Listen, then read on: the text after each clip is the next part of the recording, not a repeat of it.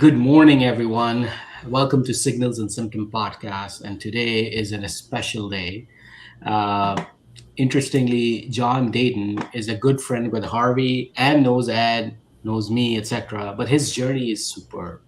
He's actually a physician, first and foremost. Then he's a Stanford faculty.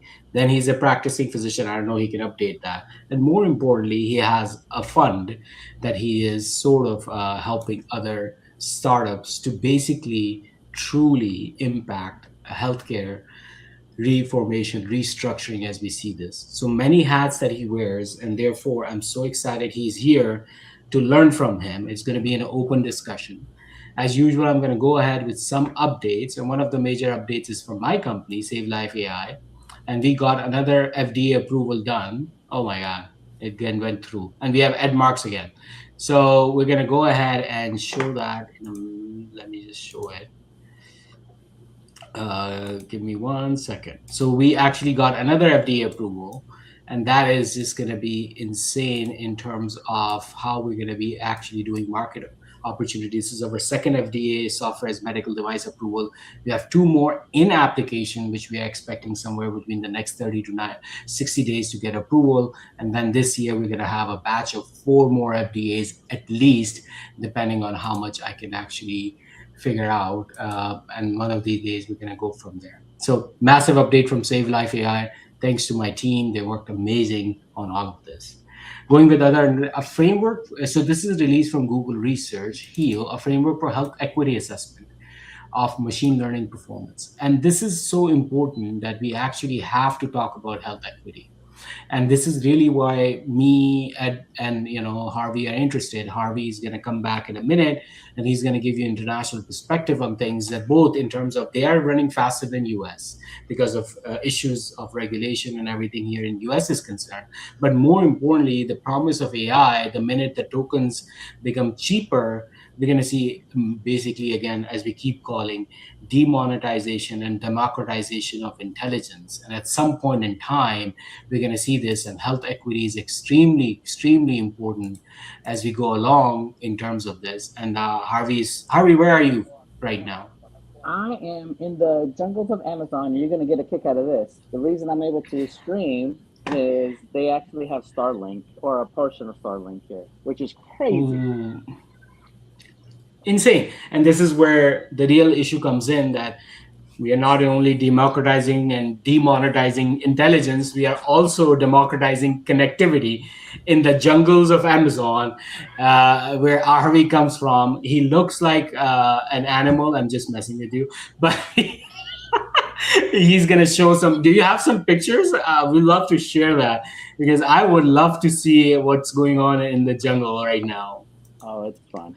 Yeah, I'll definitely we'll put them in, we'll add them to the show notes. Okay, perfect. We'll just add them. Another thing that Google Research released is health specific embeddings for dermatology and pathology. Now, you have to understand that we have worked a lot on clinical LLMs. Actually, I'm out of the dermatology and pathology specifically. And one of the biggest technical issue with producing LLM is essentially causing what we call adding them, embeddings. Embeddings is the first problem to solve, then you go into intelligence. And they actually did a very good paper on this, that how we're going to go ahead and generate embeddings from tumor to no tumor, etc. So go ahead and read this paper. It's fascinating if you're looking at it. Empowering surgeons for integrated synthetic data solution for mastering complex clinical scenarios. And we talked about this last week, or with Harvey, and we're going to come to the digital twin part. And this is really when the word synthetic data comes in. Synthetic is pure synthetic. It's not like twinning someone's original data, but the conceptually it remains the same, that you actually use synthetic data to actually create complex scenarios. And we do this all the time. We go through custom workflows now, and then we create all of this synthetic data. As a matter of fact, Mammoth site, we did not use it as training, but at least FDA has provided synthetic data of mammograms that we use for our testing. So synthetic data is going to become part and parcel, and it is very important to look at these complex clinical scenarios to produce synthetic data, because all the edge cases cannot be covered with real data. Reinforcement learning for LLM accuracy in reasoning and classification of radiology reports. And this is very important to use reinforcement learning itself, because what it does is that it really does improve LLM accuracy. There's a whole process. It's very hard to put it into production. You have to be very careful. But again, it's an amazing, fascinating read if anyone's interested in understanding reinforcement learning specifically for essentially clinical reports. This is Harvey's favorite topic. Harvey, I don't know if you looked at it, but this is actually one of the guiding principles that I saw.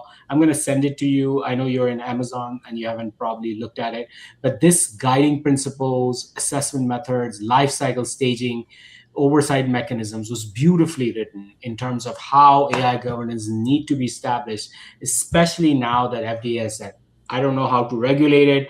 I don't care about CDSS. You figure it out. And we're going to talk to John about it in a minute. What his experience been in terms of CDSS and FDAs and everything. Key concepts in vision language and reasoning abilities.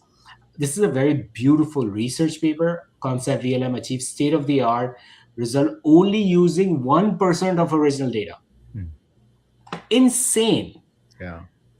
Do you understand like where and this is so true, by the way. I used to order like 1 million images, and now I'm getting the same results with 10,000 images. And the way that the structure is going, it is going to be insane. And one of the things that chest x-ray is going to come in a research project from us, because we got IRB, you're going to see that coming through our social feeds as well. So keep following that how we are also utilizing some of these concepts already in production. We're just testing, final testing, and then releasing it. Efficient image segmentation in the era of Mamba and foundation models. Mamba is a very different architecture than a transformer model. It does, of course, inherit a lot of things. But what the beauty of this program was that if you look through that CNN and emergence of this particular CAN, which honestly, I don't know, it was a very technical paper. But at the end of the day, they were able to compare SAM, which is segment anything model, with CANs, and then it's an amazing read. I'm not going to be using it, but somebody who's actually clinically and technically inclined should use it. Automated extraction, very, very important. This is becoming part and parcel of last time we discussed visit an AI-based visit navigator. It is going to be truly transformative as we go along. Electronic health record amid the rise of generative AI. And this is, again, is going to be a core topic that we're going to discuss with our friend John, Dr. Dayton, and then understand his journey and his sort of approach, and even not just basically understanding the problems, but what is he funding from his VC for this particular problem as we go along. This is so good. Subspecialty specific foundation model. So there's a foundation model that cares of everything from finance to healthcare to this, which is GPTs and plots and everything. Then you have foundation model for radiology that can take care of CT, MRI, ultrasound, X-rays. And then you have specifics foundation models for this particular niche. And this is something that we have been working on, right? For example, right now, we talked about chest x-ray, mammocyte. We actually, on the back end, even there's no FDA approval and we cannot show those results, but at the back end, there's essentially a mammogram subspecialty specific foundation model is working. We can give so much more results, but FDA hasn't approved it, so we can't show it. But at the end of the day, this is really our back end. And this is, again, very important for people who are trying to understand how GI pathology is going to work in the future. This actually includes both, So that's the idea behind it. You have pathology, radiology, endoscopy in one foundation model. And the idea behind it is that it has also some clinical information.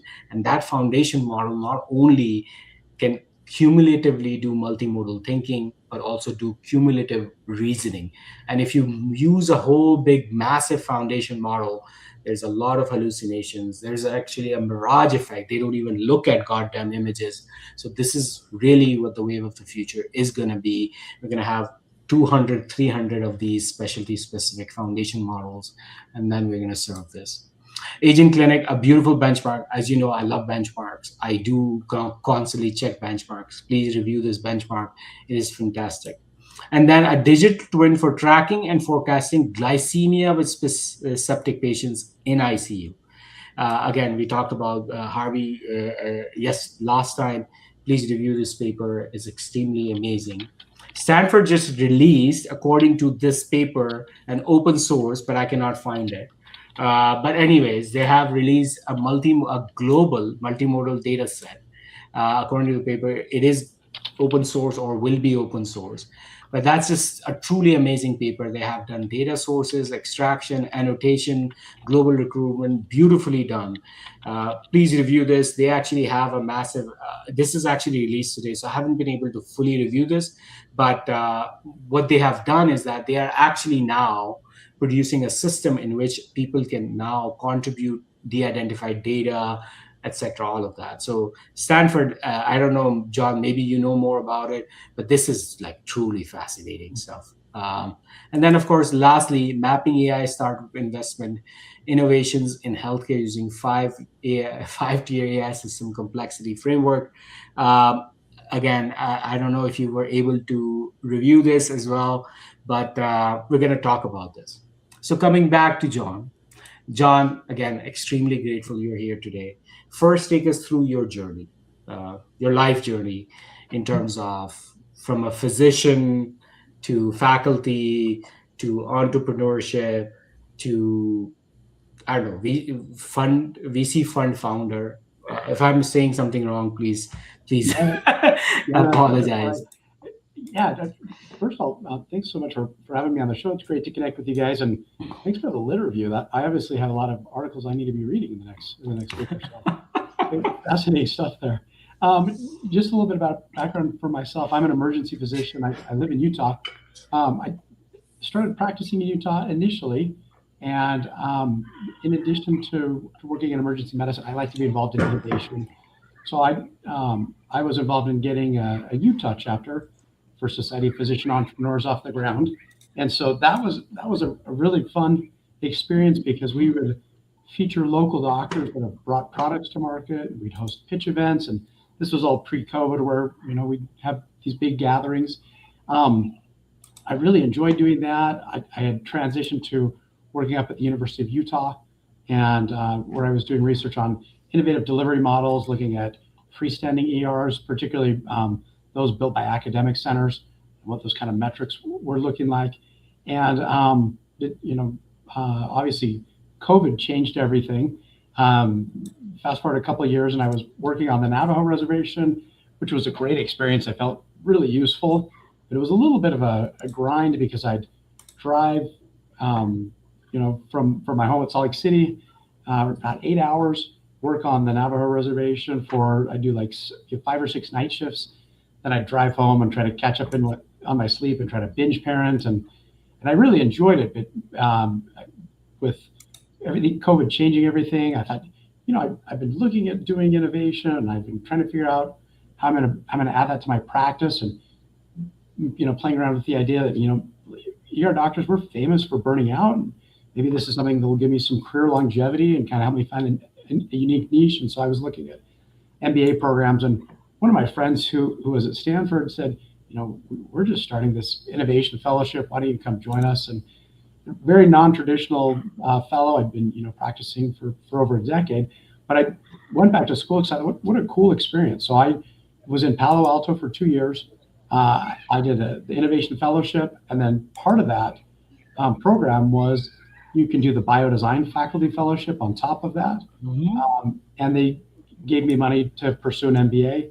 And so, phenomenal fellowship. I recommend it to anybody, particularly the folks looking at business in medicine, innovation in medicine, and people saying, maybe I'm going to do something in VC, or maybe I want to be a chief medical officer, or I'm going to do a traditional path, but I want to add, I want to be an entrepreneur and build things inside the system. So that was a phenomenal experience. So luckily, I'm still on faculty at Stanford because I've been involved with some research. I still go back there and do shifts, but now I'm full time in Salt Lake City with Intermountain Health, and so I do 12 shifts a month.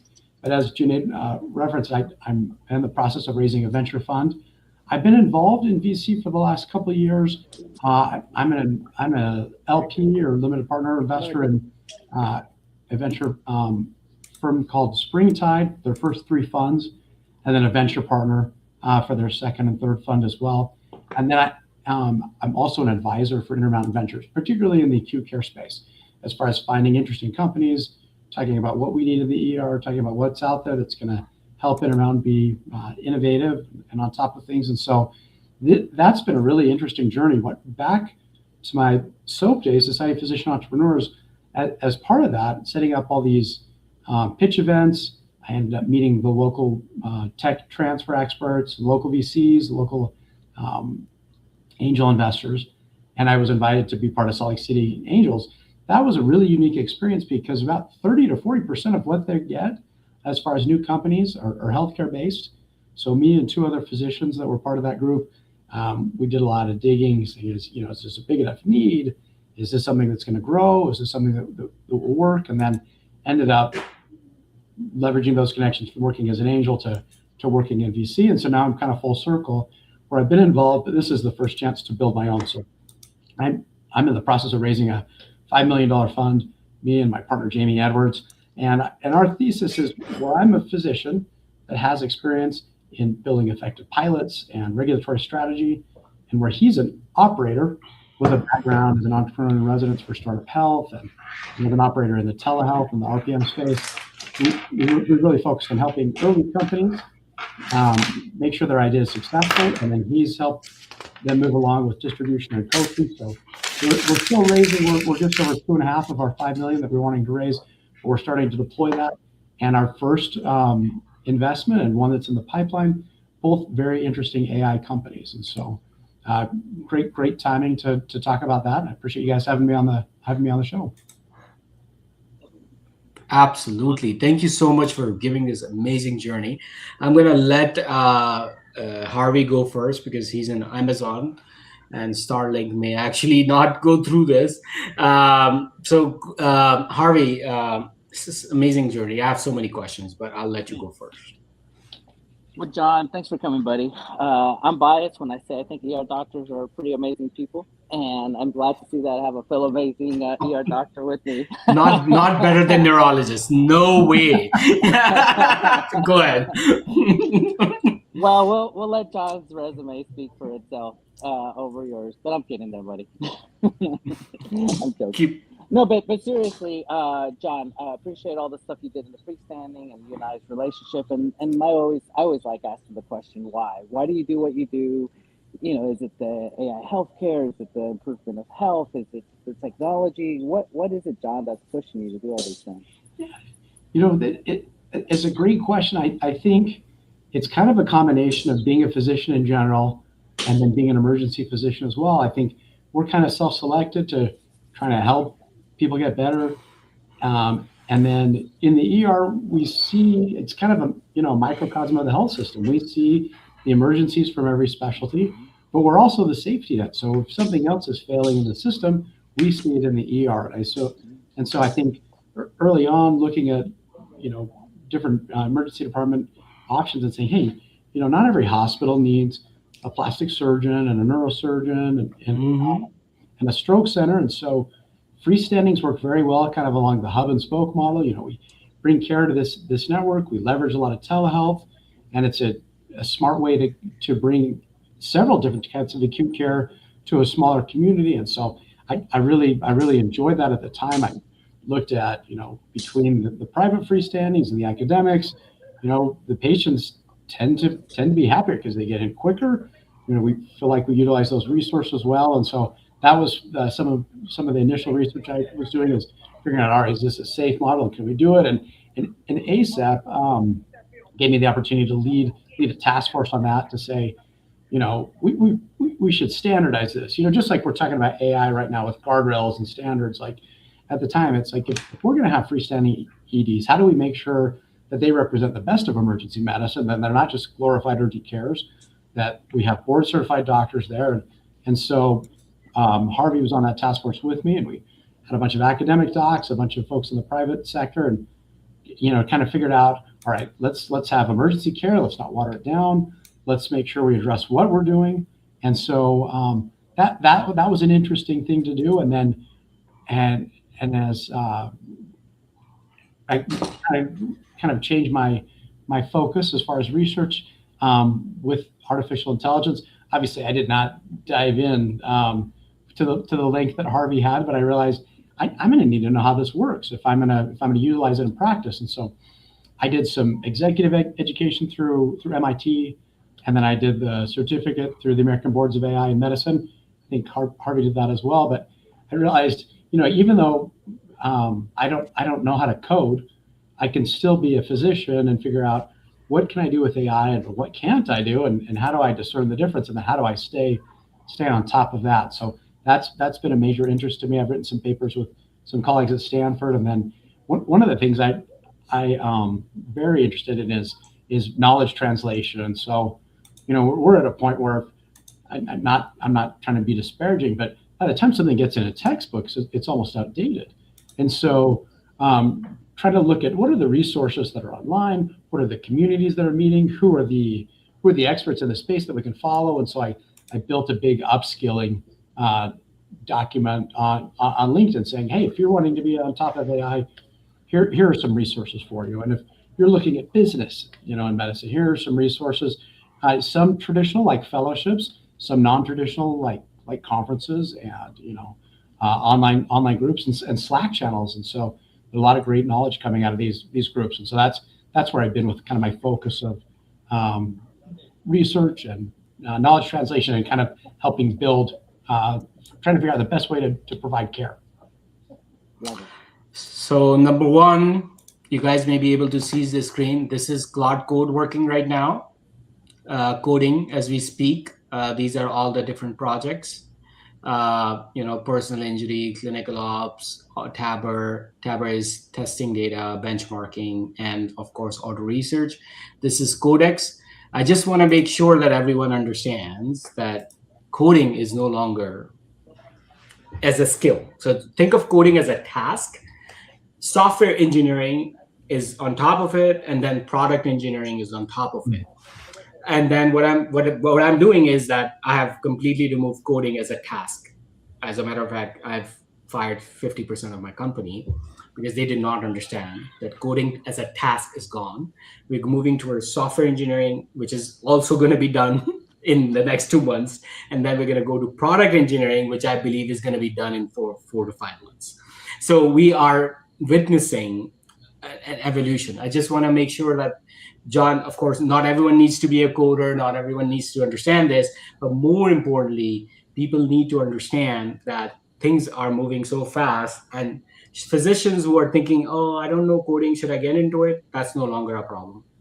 Bring your ideas to people like me. We're happy to, talk to him and maybe present it to John, and he's probably going to fund it. Again, I apologize. I needed to show this, that people understand that physicians are doing coding on a massive scale now. Like literally this ran all night, by the way. So it created a whole module for me overnight. And now I'm just auditing from different coders. And then I'm going to present it to my developers and say, launch it. So it's insane, John, by the way. It's a huge point, though, because I think looking at AI and some of these tools in general, I think there's, some nervousness, with some of our colleagues, or there's something that there's because they think, oh, I don't know how to do this, I can't jump in. And I think one of the great things with these tools is it's really going to lower the barrier for physicians building things that improve medicine.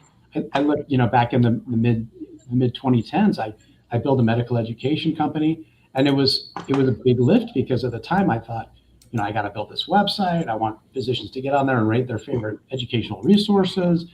And I ended up going through like 3 different developers trying to build it out. And now I look at this and this is something I could have probably vibe coded in a weekend. But that's something that keeps physicians from saying, well, I can't build the solution, or I can't build this improvement. And really that's how we improve healthcare, because we see the pain points and we're the best position to say, hey, this is something that needs to be done to, advance, whatever process we're trying to fix. Yeah. That's where this Save Life AI. Go ahead. No, buddy. No, go ahead, and then after you, bud. Go ahead. Yeah. So that's one of the things that you have to understand in the future, and we're going to talk about it once we go from the mission to production to VC. as that. Where's the moat? And Save Life AI, that's what it brings, like 2 FDAs, high trust cybersecurity framework certified, global data integration through Particle Health, Health Gorilla, all of this combining into a full vertical stack of clinical, radiological, and everything. Not to toot my own horn, but again, what we are trying to do over here is teach every physician, because that's where our goal is, to present to the board member like Ed Marks and the VC fund like John better, so we can move this needle forward faster, as Harvey continuously saying that why is Singapore and Dubai is doing better than US. I mean, they should. I mean, good, glad to do that.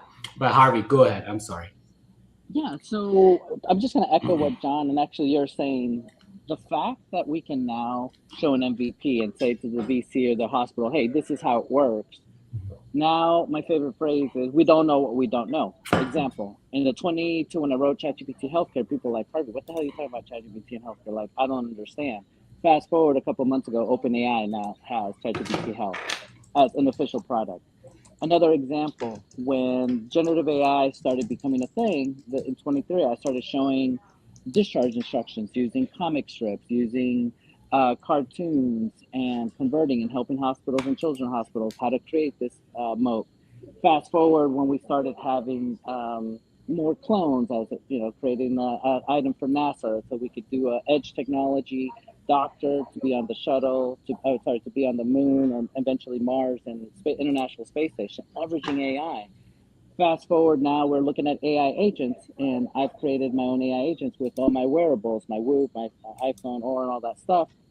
And I'm creating what a digital twin of myself, and I'm vibing coding myself. And this is what I would have probably had a friend help me a year or two ago. Now I'm just like, you know what? I think I can do it, and I am. And now every morning, Janelle got a kick out of this. I get a text with where I'm at, my medical, my age, my sleep patterns, my HRV, and I hate reading, for FYI, because I read all the time. I get a podcast. It's like a 1 minute podcast, and it's, good morning, Harvey. You did sleep last night. Your HRV is this. You needed this. Your vascular is getting a hit because you didn't do X, Y, Z. And then I get a full 1 page, like 1 or 2 minute report, and I'm like, okay, crap. Tonight I'm going to sleep. I'm going to exercise today, and it's going to make a difference. But I'm vibe coding all of that. So my point is, I'm now able to go to a CEO, go to a VC, and be like, look, here's how this works. Here's a real example. That brings up another great point, because so many of our patients are kind of DIYing with these tools, and if we're not familiar with that, we're in a situation where they're going to say, like, well, why don't they know this? Why aren't they adding it to their practice? Why can't they help and utilize this? And so I'm a big fan of how open evidence is available for the physician model, but it's inevitable that someone's going to type in, like a ChatGPT, these are my symptoms, what do I need to worry about? And it's like 10 years ago, someone would come to the ER and they say, these are my symptoms, I Googled it, this is what they said I needed to do. And now it's very common for someone to come in and say, oh, I looked on ChatGPT and these are the labs I need. And some physicians, I think, could like bristle at that a little bit, but I kind of take the standpoint, great, you're invested in your healthcare. Let's talk about these. Let's talk about where these tests will be useful. Let's talk about which ones we do in the ER and which ones you should do with your family doctor. And that creates a great opportunity to say, let's roll out the emergencies based on your concern here. Whatever we see there, where we're going to treat. If we don't, sounds like we already know the next step for your follow-up with your family doctor. And so it's great to be able to have that transition conversation. Beautiful. This perfect transition for Ed. So Ed actually is very important for overall conversations, because he has served as multiple board members, chief CIO. First, Ed, any question to John, and then what he just said, which is very dear to you, in terms of having regular patients access to these tools without. And unfortunately, I mean, there's one thing to think of gold standard and full authority and trustworthiness, and there's one thing that they're going to use it. What the hell are we going to do? So question to John and comments on what he just said. Yeah, well, one of the benefits of live podcasting is a surprise guest. So we have Isla. Isla's a spa dog. She belongs to my wife, a clinician who has a med spa, but she's feeling ill today, and she somehow found her way to my studio, but she's more than welcome. She's, Absolutely. So yeah, and she's not AI generated. Are you sure Harvey is not AI generated? And whatever you just said, I want you to first answer. Do we need more Harveys, AI generated Harveys in future? More digital twins, right? Go ahead, sir. So I can't hear Ed, but you can hear Ed. I can only hear you for some reason. I'm gonna come back. I'll be right back. Okay. no, this is super great, and I'm just thinking about the comments made early on when Junaid, after you went through kind of the literature review, which is probably the best part for me all the time because it's so hard to keep up with everything. And so, John, you're obviously a very learned person, and you've done all these. At Stanford, you were describing all the different programs you went to at MIT, and now with the venture fund, you have all this exposure. How would you recommend? So how does all of this translate down to the hospital? Yes. Right. So I was just keynoting. I had over 3 talks over the weekend and until yesterday morning, and it's to hospital audiences. And I'm telling you, we're all talking about this, but they're just, hey, was the network up?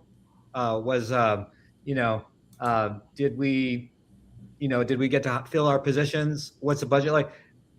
What we're talking about is there's a huge gap. Any recommendations, like when you work with your health system and other leaders, or what you've seen out there, any recommendations to how do we close this gap between what is possible and is happening out there in the field, and then actually making it practical on a daily basis at our hospitals where a lot of the care is given?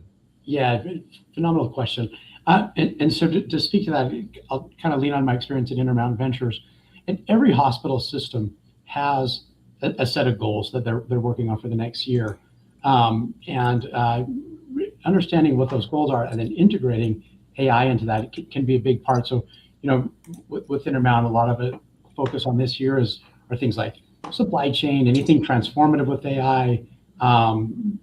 There's service lines that they want to improve and they want to get better.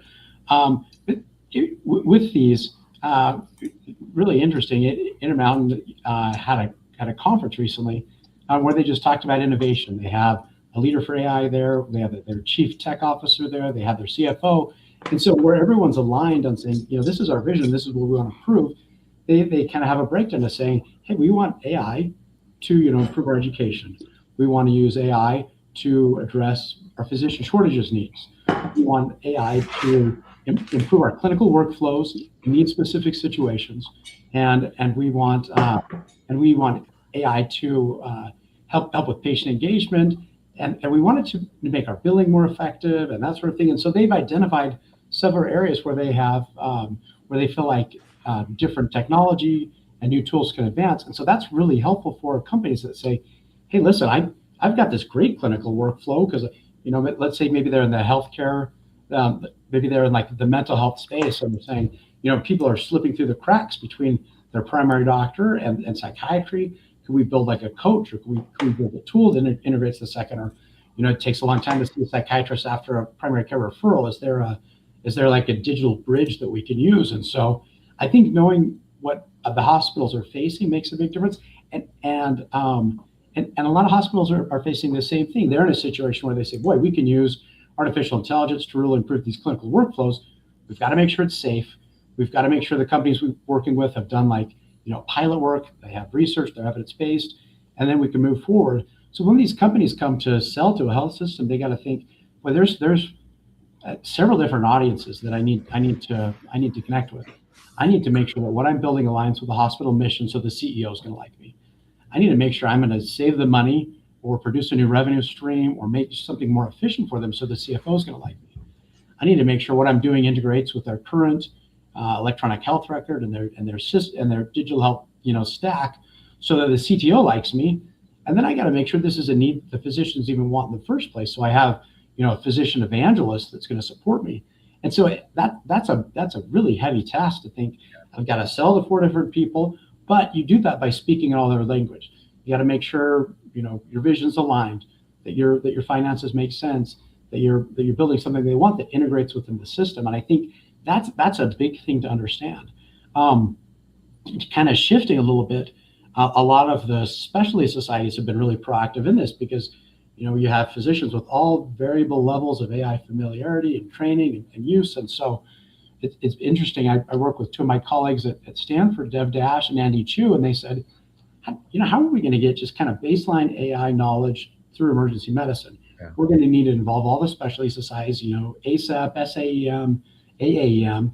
Let's have a joint group that says this is, and we'll recommend some best practices for AI implementation into their EDs. And then we'll address how we're doing this through education, because you have, at Harvey's home state, you've got Texas, you have the med school at El Paso is now doing a combined med school and AI combined degree. That's very ahead of the curve.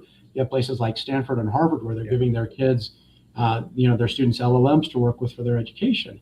But not everybody's getting that. And so you have to say, what are we going to do for the new grads versus the folks that have been practicing forever, so they have some baseline familiarity with how they can use that and how they can move forward. And so I think it's really incumbent on hospitals addressing their needs, but then the specialty societies looking at that, and then companies that are coming to pitch to them saying, all right, how am I going to meet the pain points of all these different groups? But that's how they're going to gain traction. That's how they're going to be effective.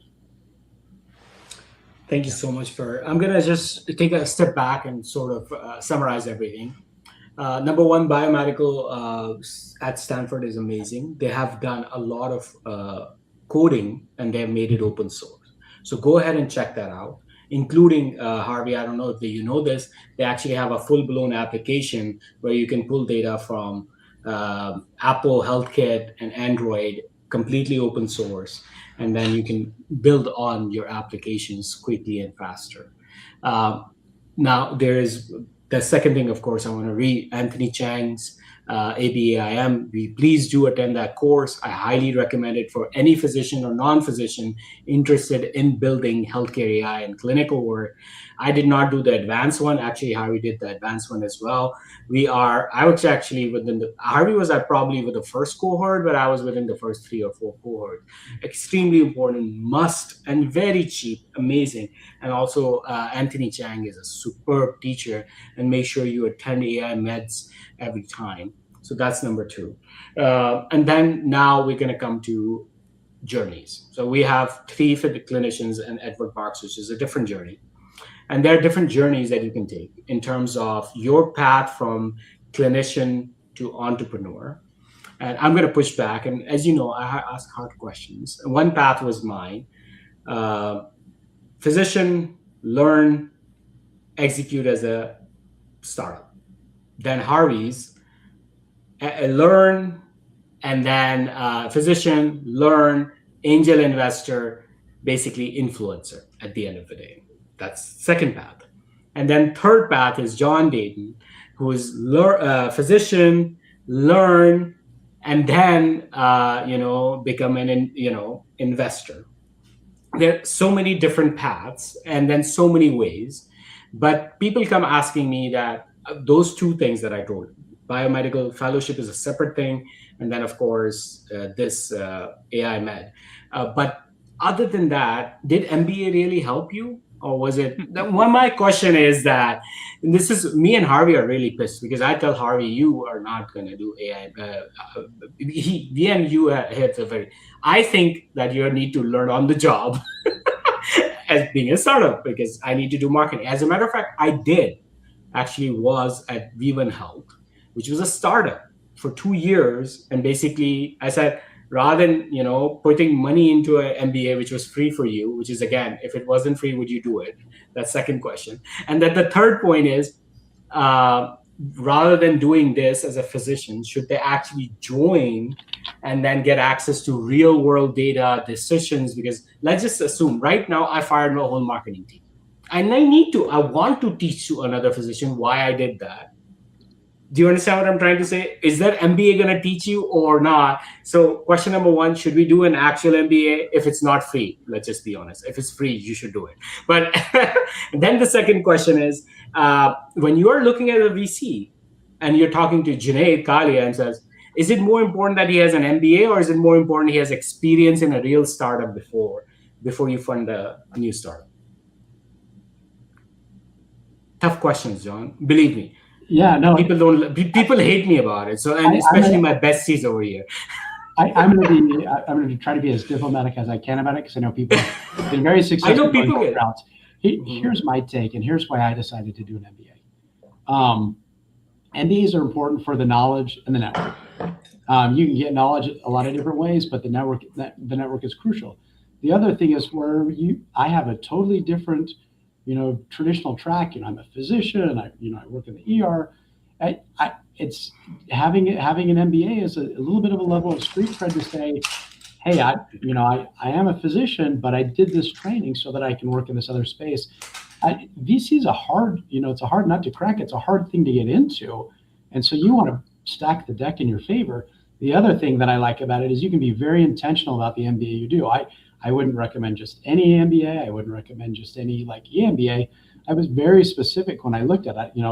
Harvey did the one out of Tennessee that's specifically for physicians. I think that's a great a way of saying, hey, listen, this is a group of physicians. They want to do executive level work. We're going to train them on that. I did mine through Johns Hopkins because a lot of healthcare leaders go through that. It's very healthcare driven, and they have different subspecialties within their MBA.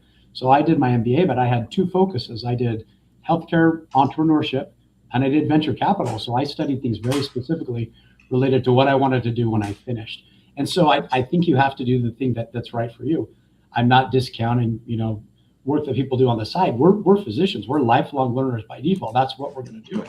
But I think you have to be kind of intentional about where you get that knowledge, who you're getting it with, and if you're saying, hey, listen, I'm going to make a a career upskill, then I want to stack all the cards in my favor so that I can have this position when I finish.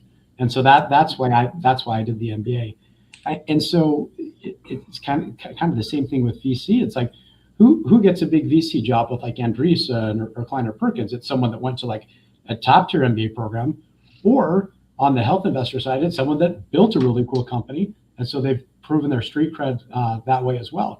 And so, like with the Stanford Emergency Department, since we lean in so heavily on innovation, we actually have two great residents that are investors with funds. One's Sherman Lung from Andreessen, the other one's Andrew Perenbath from Pear VC. And so we've been able to say, hey, listen, we are so leaned on innovation. We have this innovation fellowship. We're able to attract folks that are interested in doing in that space. And so you look at Sherman's colleagues with the biohealth division of Andreessen. It's Vanita Agrawala, who is a physician herself, and then Julie Yu, who built a healthcare company. She proved her chops with that. And so that's kind of how you get to those big spots in VC. So I think it is a mix of both, but I think you want to do everything in your favor to get there. And so that's Love it. a long way. I'm gonna add to that because I got the MBA as well, and here's I'm gonna add to what John said. You're gonna laugh at my statement. I got my MBA because I had a straight MBA, and I had started a company. I had over 400 employees, so I was on my 40th company, and I was well known. But the fact of people that didn't know me, they saw me as Dr. Castro. Now, when they look me up, they're like, oh, wait a second, this guy has an MBA. Let me dig a little deeper. Let me look into him. And then they find my street MBA and realize, okay, this guy is the real deal. And I'm not tooting my own horn. I'm just saying that's the reason I personally got the MBA. And to John's point, yes, I think the network effect is huge. Being in the know of other people that think like you, do things like you. Like John and I have been friends all these years, not by coincidence. It's just because we are similar minded, similar paths, and we're networking with other people similar to us. Right, John? And just one more thing to add. I really enjoy like advising companies and helping them. I really enjoy working in the financial space, but I thought I want to do this better. And I feel like doing an MBA was my key to say, just like we study evidence-based medicines, we go through med school. Like, what are the best practices for building and managing a fund? What are the best practices for advising a company? And I feel like I got a better handle on that through my program. Absolutely love it. You're absolutely right. I do miss out on a lot of opportunities within because I don't have an MBA. So I just want to be very clear about it. So I did make a pros and cons. What I just wanted to do was that, hey, I don't want to delay 2 more years to build my startup. And then I actually wrote down what my cons will be. One of them was network. which Edward Marks and Harvey Castro are amazing. I just text them, hey, do you have a phone number for this guy? And they find it for me. That's the point, right? Like, if you're going to do an MBA, how do I do it while I'm still practicing? And so that's why I think a lot of the executive MBAs focused on physicians are probably the best way to do it, because it's built around a clinical schedule. I did mine, even though it's, even though I've never stepped a foot on Carey's business school campus, I did it. I was able to do it all on mine. Part of that was COVID, and part of that was they were building an online program. So I think you have to figure out how do I reach these current goals with my current working situation too. And I think that's got to be a big question that factors into how you do it. And that's truly important too. Like, I just wanted to make sure that you guys understand that I have now a network of advisors, right? Harvey, Ed, now John. He's going to introduce me to VCs. I don't have an M&A background, so I'm going to get advisors and M&A strategists. So there's so many ways to skin the cat. And just wanted to open your minds that physicians should be able to code, become software engineers, eventually product engineers. Number B, there's so many ways to skin the cat. Get in the game, please. Do not worry about it. It is a learning process. Take the first step, and then you're going to realize what the second step is. Maybe wrong. So what? I can come back and go to MBA right now too, right? So these are learning curves. Do not get hung up on specifics. Start, crawling so you can walk, and then you will run. Hey, so I'm grateful. Go ahead. Hey, our audience is a mix, which is the way we wanted it. And so there's non-clinicians who are thing as well. And I just want to say, and I've said it before in other venues, that if you are a traditional CIO, like you're talking about traditional physician, and do I get my MBA or not?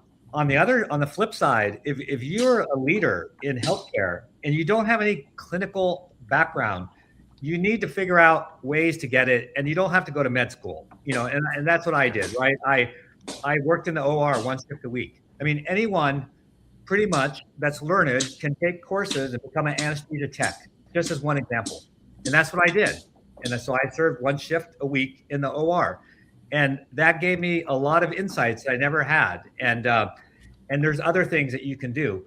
You can take clinical courses, of course. You could go get your BSN. You can do other things. But the same argument that you're all making about why you need to go and get some of this experience or education, I just want to make sure our non-clinical audience takes this to heart, because it's the same thing. I had less credibility when I was just tech, but I had tremendous credibility when people saw that I was willing to spend one, and in addition to my regular job, I took a whole shift, every week, and I did other things as well. But that's just, and I have a little, because of my combat medic experience and things like that. So there's stuff you could do. I just want to make sure that we share that with the audience, that they should be listening, and if they're not clinicians, they should flip it. Hey, what can I do to get closer to the clinician side as you're trying to get closer to the business side? So very important. What Edward said is that there is one thing called knowledge, and there is one thing called experience, and those can be stacked separately, either for clinicians or non-clinicians. And therefore, we're going to go through it. John, one more hard question. Now, I'm just going to be honest with you. It's probably easier to, advise, consult, as compared to building your own company, because you have to really get your hands wet. Oh, 100%. It's not easier to pick a winner than to create a winner, right? I don't know. Picking a winner is very hard. I'm just going to be honest with you. It has been annoyingly hard to do that as well. So what I'm trying to say is that here's the last trick that I chose building a company. I do not recommend to anyone. I just going to be very honest with you. Nor picking a winner is so freaking hard, because just a reminder, I was actually, before I started this, I was an angel investor, did a lot of due diligence. I was also an advisor at some VC lab, I forget, and then looked at pitch decks, at least 1,000 of them, talked to founders, etc., how their problem solving is. Again, part and parcel of my learning. I like more again, my learning is different. I like hands-on, because I'm an ICU physician. I like to do the, absolutely. Got to get the procedures. So depends on what your learning method is. You're an ER physician, so now tell me your decision process. Yeah. When you were thinking from a fellowship, because again, the whole point is non-clinicians and clinicians to come in the innovation game. We want more people, and forget about the goddamn competition. Everyone has enough. It's just it's what 4.5 trillion already is going to be 6 trillion, 18% of the GDP. We have enough people to feed. What I'm going to say is that, John, walk people through. You're not in the way that why you made the decision. More importantly, if they were making a decision, how they should approach it. Yeah, great question. Kind of going back to something I was saying earlier, ER docs are famous for burning out. It's fun to be the guy that leads the trauma team on a Saturday night, when you're in your 30s, and then when you're in your 40s, you're like, oh, I'm working 2 night shifts this weekend, and it's a little bit harder. Also, because we were the safety net, we kind of see where all the things that aren't happening right, and that can get people a little bit depressed, and so it's kind of a thing in emergency medicine. If you want career longevity, you gotta be like an ER doctor plus, right? Like, so you'll have ER doctors that are ultrasound gurus, or you'll have ER docs that are like trauma leaders, and so I just thought to myself, what's going to be my plus? What's going to keep me into this? And I love setting up these pitch events. I love hearing about these new companies. A lot of new businesses would come reach out to me and say, hey, what do you think of our product? What should we do with this? And I like being involved in that. And so I realized this is just an area that's really interesting to me. And so something where I can kind of leverage where I see these pain points in healthcare, and I can, give first person account where this is a pain point to me. This is a big thing. And maybe that's a pain point for the hospital where I'm working. And so wanting to kind of leverage that. And so that's been my background. And the other part of it, a lot of us, over the last 10 years in healthcare, physicians for the first time are more, hospital employees than their own, running their own practice. And so a lot of physicians kind of feel like a cog. And I've realized this is something, if you're in the trenches and you're building a solution or you're funding a solution, that helps you break out of this external locus of control to like, hey, I'm still in charge of my destiny, whether I'm an employee or whether I own my own practice. And so that's something I really like about it as well. So beautifully said. Actually, I'm going to convert this to Ed now. Ed, as a non-clinician, if you want to become CIO of a hospital, there are so many ways to cut the threads. You can go through that process. But more importantly, if you don't want to be in the weeds of it, but become more of a money man or consultant or authorization, how would you, if you go back on your life and then sort of think about decisions? And most importantly, by the way, also I love it when you say that it's not about decisions, sometimes just life happens. But what I'm saying is that how would you approach it if you were an 18-year-old, 22-year-old someone? Yeah, trying to go down into the CIO path. As a non-clinician, which is, as a non-clinician. Yeah. Yeah. Well, for sure. Like I said, you need, whatever the industry is, but obviously we're healthcare, you need to understand it at a ground-based level. So you need to take a position working in the lab, like working in radiology, work like I did. I was a combat medic, and then I worked in anesthesia. I was a tech.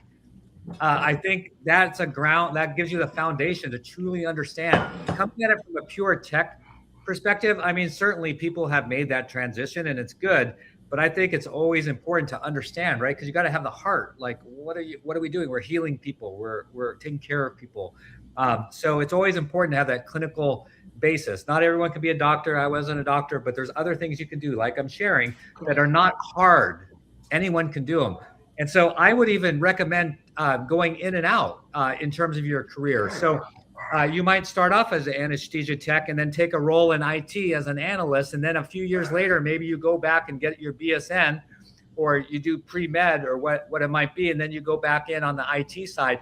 I think the more you can weave the two together, the better you're prepared to lead. Now, certainly there's always examples of people who are pure clinicians and they jump over and they're awesome.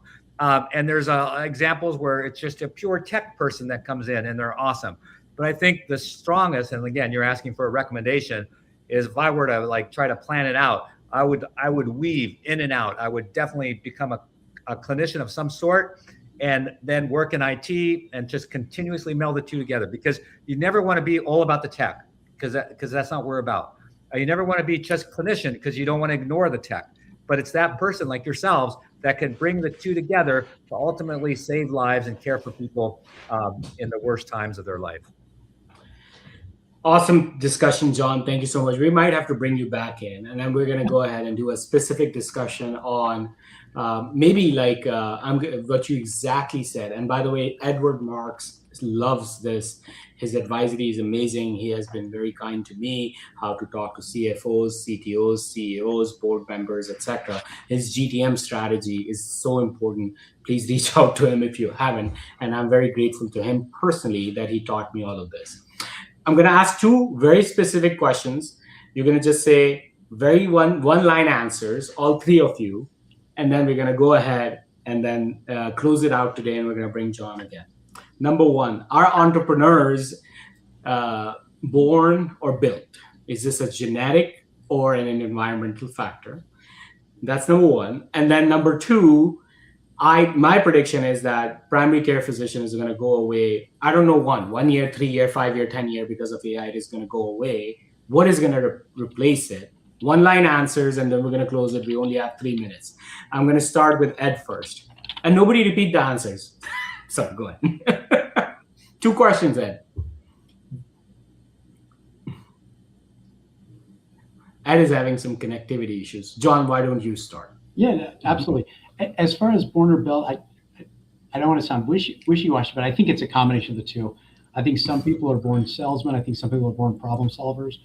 But one of the reasons that I like the training is because anybody can learn best practices. Anybody can learn ways to move ahead, and a lot of times everyone can learn humility and say, "Hey, I'm good on the clinical side," but the reason I'm building my venture fund with an operator is because I want both sets of knowledge in what I'm doing. As far as primary care, I'm going to be a contrarian there. I think that AI is going to enable them to increase and enhance their role. And what I mean by that is I think AI is going to allow them to kind of free up all the administrative things that they're not getting paid for, to go back and be, the quarterback for patient care. I think future practice is going to involve your primary care doctor. I think everyone's going to have like agentic AI tools, maybe like a physician AI that's involved with their care. But I think AI is actually going to enable them to enhance their position rather than have it be eliminated. Ed, born or built?